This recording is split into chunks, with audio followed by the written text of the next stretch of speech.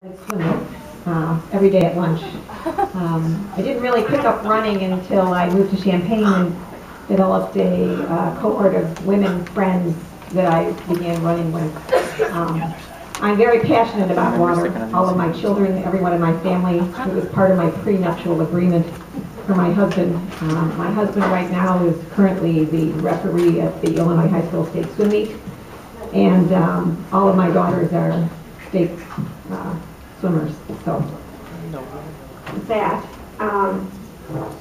aquatic therapy, exercise and cross training, I believe should be a component of all of your exercise routines in this room. As Dr. Williams alluded to, runners suffer an incidence of stress fractures from approximately between 4 and 14% in a normal running population. In collegiate cross-country runners, that rate can be as high as 35 to 50%. In programs, college programs which have incorporated water exercise into their training programs for cross-country runners, the incidence is less than 1%. The incidence or the incorporation or addition of water training to your exercise program can lead to a decrease in the incidence of injuries, but also increase your muscular strength, your power, your dynamic flexibility, your coordination, and endurance. Some of the studies that have led to this actually have undergone at the Department of Kinesiology here at the University of Illinois. Certainly this cat has figured it out. How about us? In 5 years, there's going to be a 90% increase in Champaign County in the population of people over the age of 65. This will include most probably some of you in this room. With increasing age comes decreased mobility, increased injury, and a myriad of medical conditions that will affect your functional mobility. And if we want to remain active, if we want to continue to run, we must embrace the overwhelming research that suggests water must be an integral part to our physical fitness.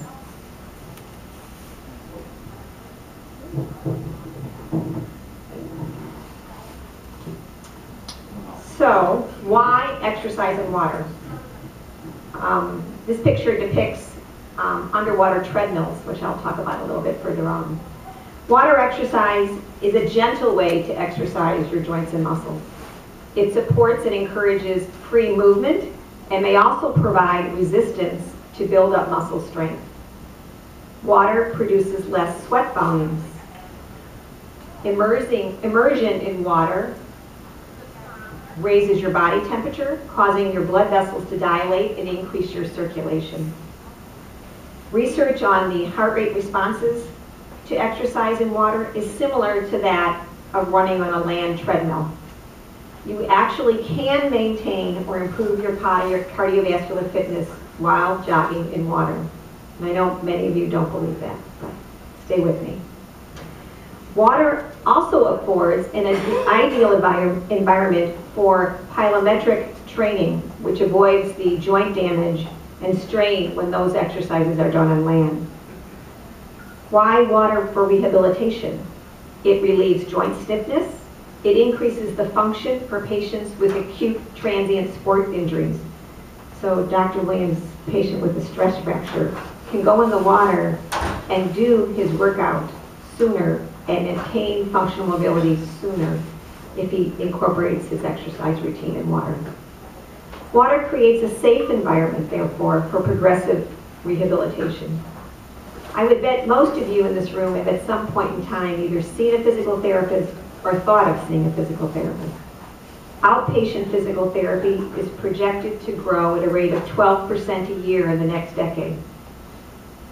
I believe that the incorporation of water into your physical therapy will improve the rehabilitation process. So why is that? There are physical properties of water that enhance this. Resistance. The incorporation of resistance exercises are easier to do because of the viscosity of the water. And in this lower picture, you can see some women using buoys for resistance. Buoyancy. The depth of the water has a significant impact on your workout. So if you look at this picture, a 200-pound person will only weigh 100 pounds when they're 50% submerged, 60 pounds when they're 2/3 submerged, and 20 pounds when they're submerged up to their neck. Water enables therapists to initiate rehabilitation in an earlier stage because of this property, and one can return to your physical activity sooner. The temperature of the water. Cold water decreases muscle soreness and facilitates a more rapid return to baseline in repeated sprint performances. Athletes who include cold water immersion following intense training have shown to be able to maintain their performance over longer periods of time. Peak heart rates are significantly lower after cold water immersion. And the total work and post-exercise blood lactate levels are reduced following cold water immersion. By contrast, warm water can optimize your range of motion. It can create a sense of vigor. It can decrease your tension, anxiety, depression, so it has mood stabilizing effects. And it appears to increase psychological indices of relaxation following exercise. The massaging effect. The hydrostatic massaging effect of water promotes healing and strengthening of injured joints by reducing joint stiffness and decreasing swelling. The hydrostatic effects of water cause a shift in your blood volume from the periphery to the thorax, increasing your central venous pressure, your stroke volume, your cardiac output, and leading to a decrease in heart rate. If you incorporate water into your physical fitness program, just like my daughter in this picture, you too can rule the pool.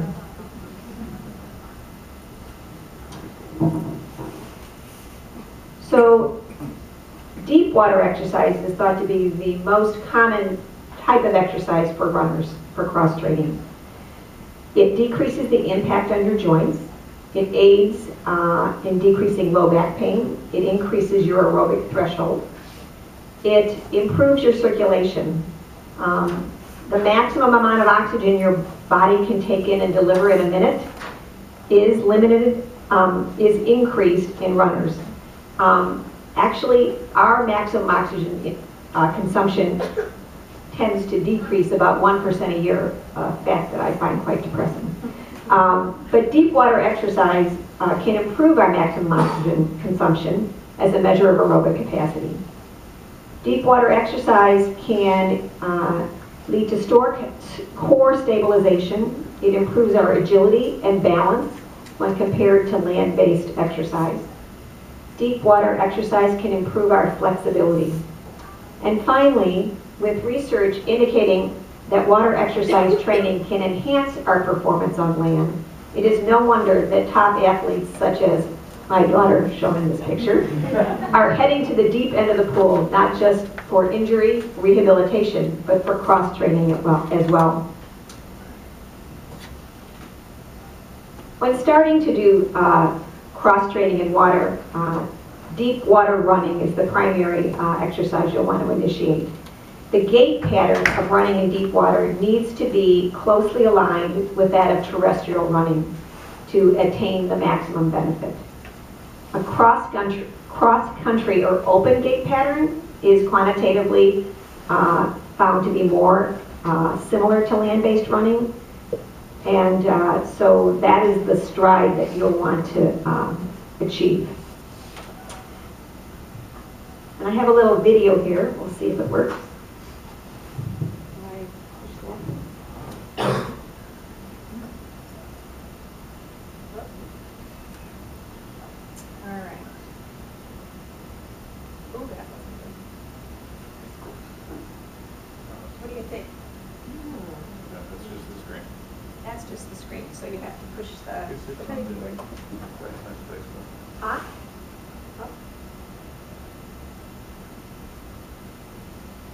Anybody have any suggestions? You're supposed to be able to just touch the screen and it has a little video. Yes, yes, yes.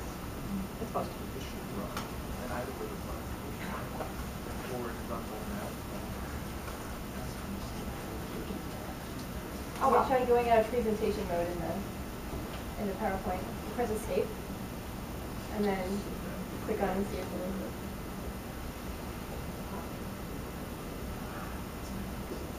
While you're playing with this, I'm going to show you some of the toys that are. So one of the things if you're going to be an aquatic cross trainer is you need a mesh bag. You need something to go to the pool to bring your toys with you to help you. So some of those things that help are those resistance buoys that help improve the resistance of your upper body, because the incorporation of upper body exercise has also been shown to increase cardiac output and performance. And we spend a whole lot of time as runners focusing on things below our waist, but this is improving our upper and our core. So those are weights with floats? Yes, you would put those, like that one picture of resistance. So yes, those are weights, but you drag them forward and back in the water. Just like you would do other plyometric training exercises that you might do if you went to a workout class. Some people, one of the other important things is the use of something to create buoyancy for your body. So because you know, as you're in water, it's important to maintain the same gait as on land. So there are belts, and as I will show later on, there are other flotation devices that you can use. And if you're really going to embrace aquatic cross training, having a flotation device to keep your body in a more vertical position is going to be mandatory. This is just an example of one.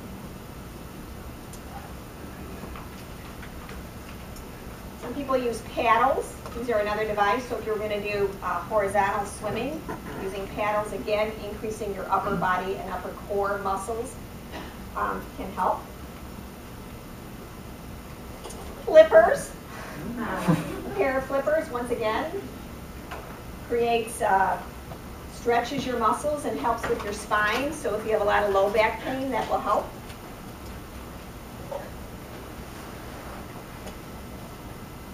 If you want to work just on your upper body, then you can have a buoy that you can put between your legs, right? And then again, works your upper body. Working your upper body would be other ways of improving your core. I think I ran out.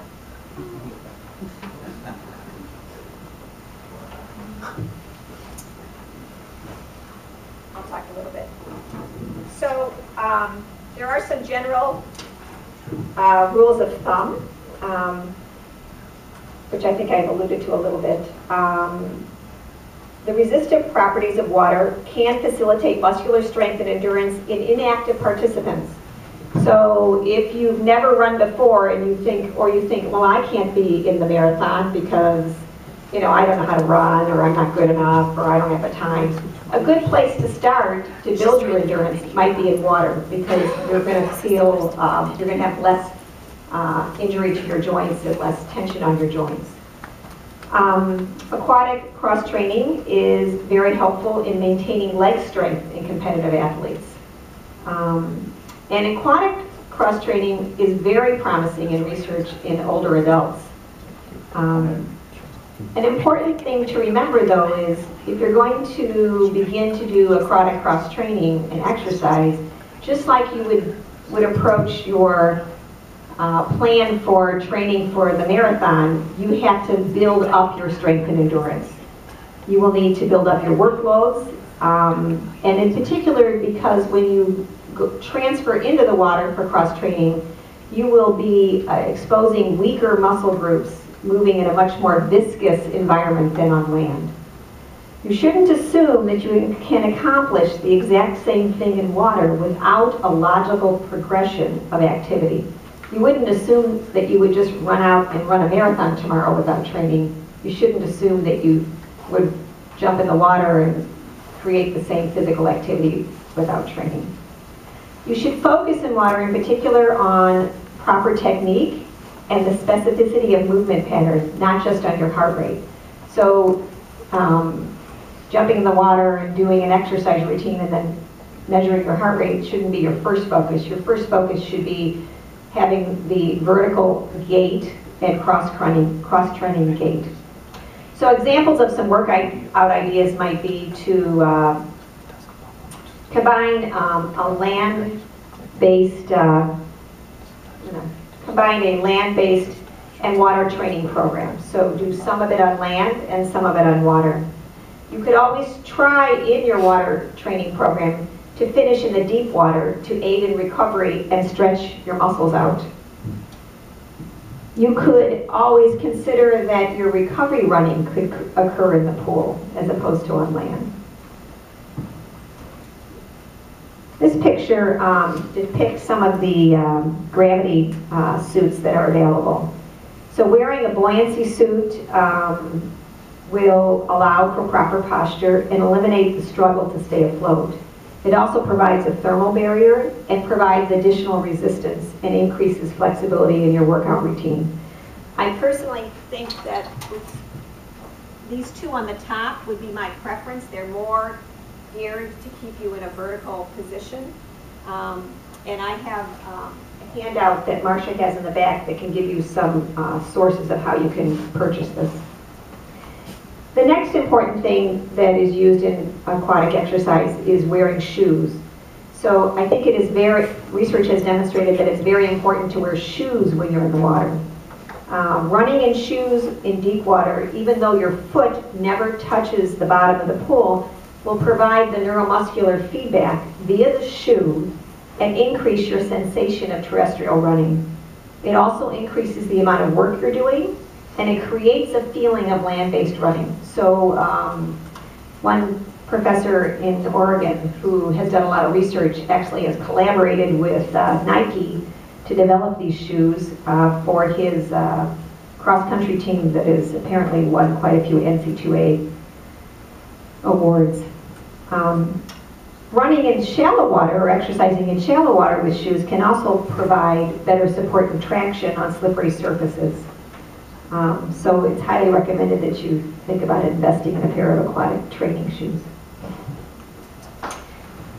This next picture is a little short video that shows the use of noodles as a resistance device. And again, you know, we think of noodles as something you use when you're in Florida floating down a lazy river. But actually, there are workout routines that incorporate things like noodles or those buoys that I have there for essentially plyometric type exercises to improve your strength and conditioning. Additional devices that people use are especially focused on the use of your arms. Would be the use in the lower left-hand corner, or I guess your right-hand corner, of resistance gloves that create drag for your upper body. Or the use of cuffs worn in your ankles that offer increasing requirement for strength and help as well. In conclusion, Americans are more proactive in maintaining and improving their health than ever before. This picture depicts a Christie Clinic physician who is dedicated to cross-training in water. And he worked so hard that he split his swim jammers.